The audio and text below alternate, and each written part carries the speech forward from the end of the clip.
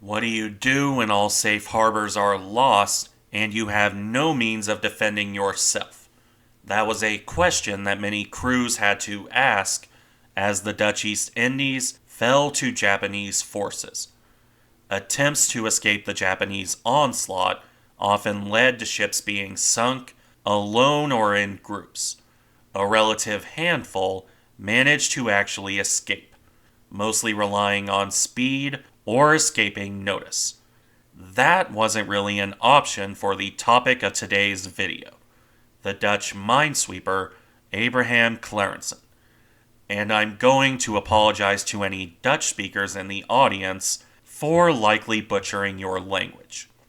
That aside, this ship would, in most circumstances, have likely been forgotten. Minesweepers and mine layers are not big and dramatic warships.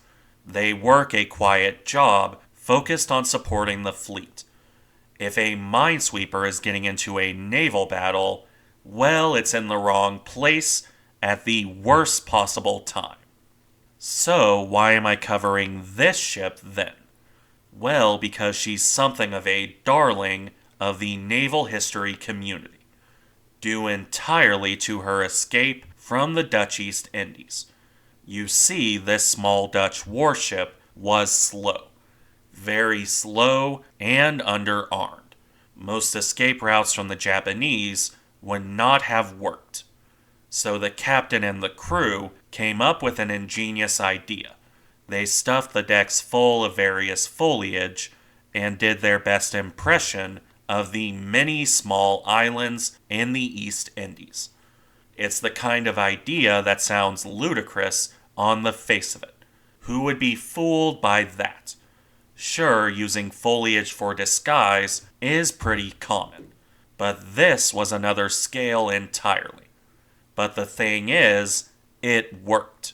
And it worked well enough that the ship escaped unharmed.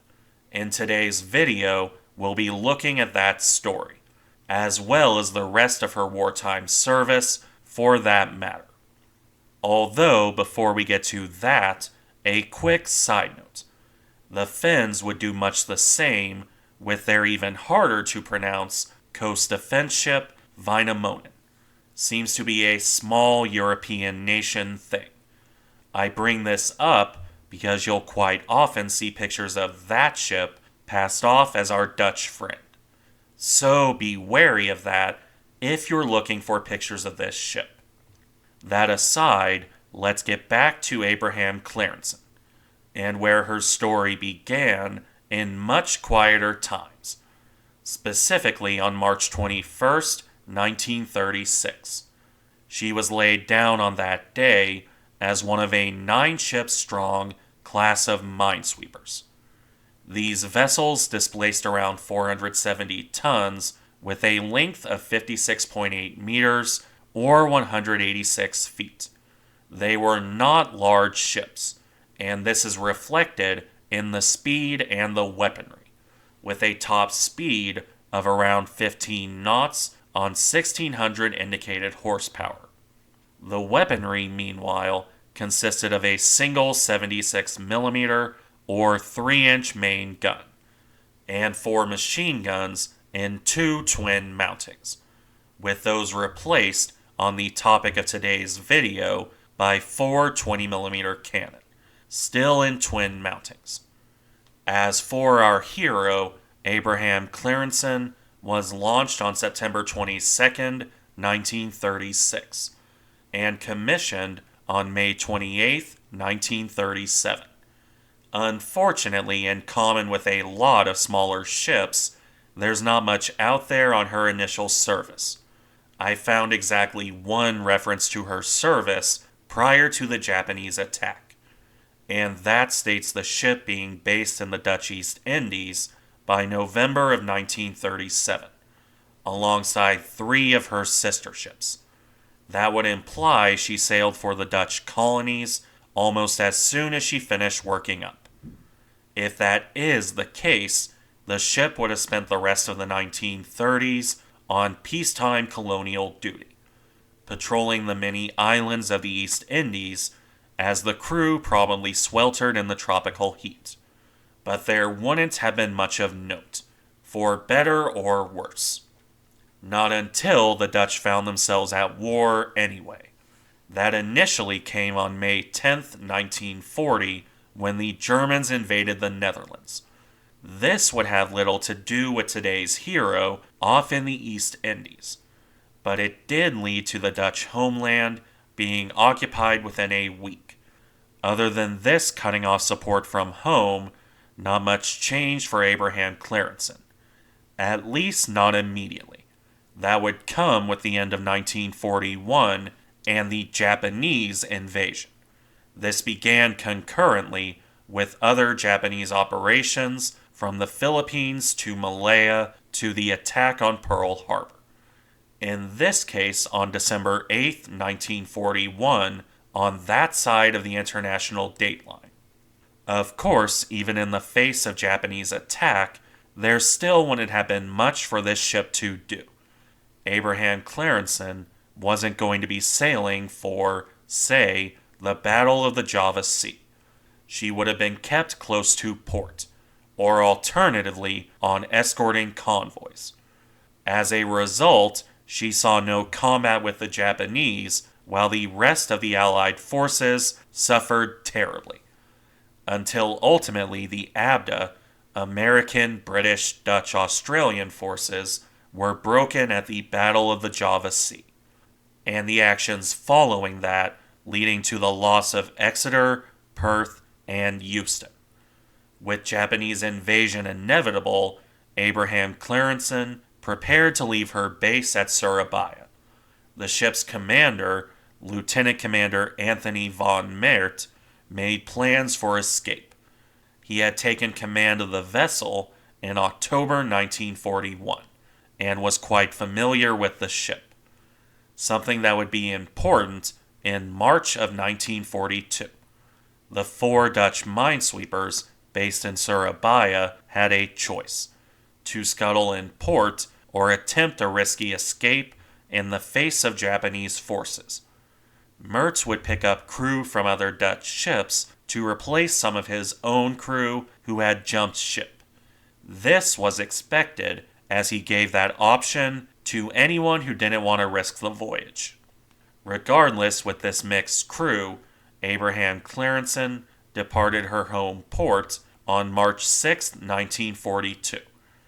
In this, she was joined by 2 of her sister ships. The 4th minesweeper, Peter de Bitter, was scuttled as her captain refused to take the risk. Abraham Crijnssen, meanwhile, left around 9:30 on the night of March 6th, the last of the minesweepers to depart, with the result that the ship encountered her 2 sisters later on, moored off an island with no camouflage of note. Mert wisely left them behind to avoid detection. Those 2 ships would later be spotted by the Japanese, resulting in a second scuttling as one of the 2, Alain Dubois, had faulty boilers. That came on March 8th, with the 3rd and final escapee, Jean von Amstel, taking on her crew, only to be sunk later that day by the Japanese destroyer Arashio. The overloaded ship lost 21 men, with the remaining 60 or so survivors picked up by another Japanese destroyer. Considering how slow these minesweepers were, that isn't surprising.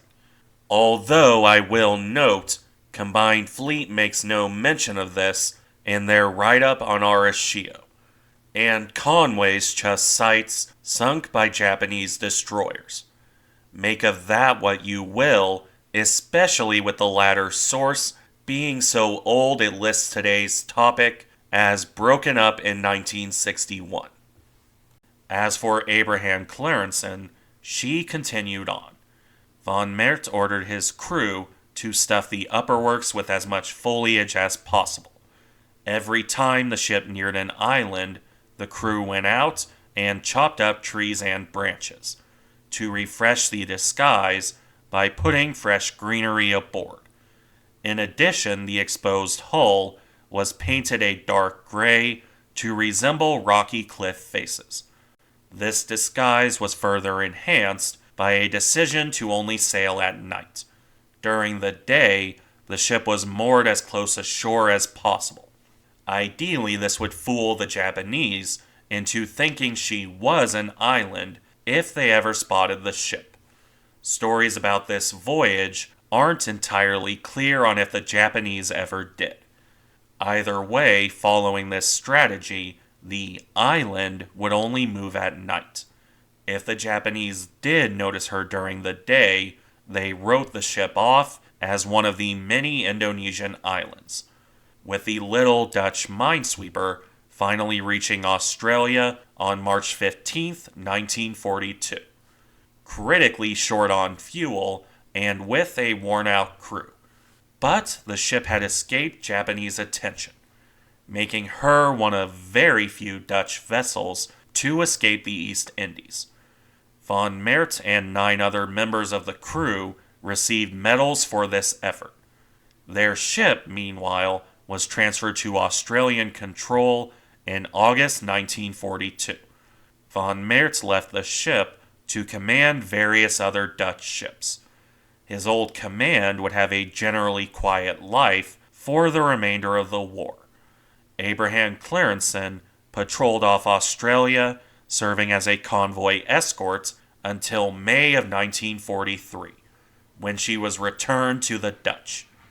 The most excitement she saw under the Australian flag was depth charging a suspected submarine on January 26, 1943. No wreckage was found of that submarine. Abraham Crijnssen suffered damage from her own depth charges, requiring a weekend dock for repair. Beyond that, nothing much of note. Even when the ship returned to Dutch control, she remained in Australian waters for the remainder of the war. There was no more combat for Abraham Crijnssen, not during the war and not after it either. She would return to the East Indies after Japan surrendered, remaining there until August 1951, at which point the worn-out old ship returned home for more quiet service. Ultimately, the ship was decommissioned in 1960. In most cases, she would probably have been scrapped. However, Abraham Crijnssen would end up surviving right up until the 1990s in various stationary roles, allowing the ship to be turned into a museum in 1995 in recognition of her escape. She remains as a museum ship in the Netherlands to this day, which is certainly nothing to sneeze at for an old minesweeper that probably wouldn't have lasted out of the 1950s in most circumstances. A testament to the bravery and ingenuity of her crew in the face of overwhelming odds. Thank you for watching. Remember to like, comment, and subscribe if you enjoy the content, and I'll see you in the next one.